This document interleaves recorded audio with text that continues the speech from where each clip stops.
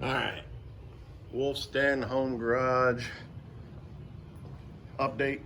So Comanche's finished. Got a couple buyers coming this weekend. Hopefully she's gonna be gone. There's Vader, the BMW 550i. And the new project. This is a 1978 International Scout 2. We're doing an LS swap.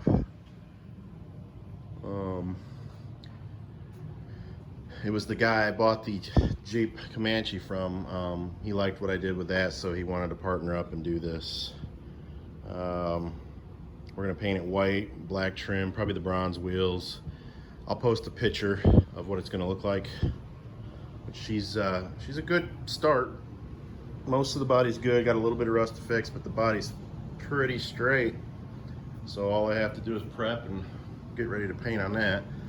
We're changing out the seats for something more factory. Everything's gonna be black inside. It's already been lined in the back before. Got a roll cage. It's gonna be nice. It's gonna be interesting. I'll keep everybody updated. Cross your fingers, I can sell this guy. I'm gonna miss it for sure, but gotta do it. Need the space. Cool. I'll keep you updated.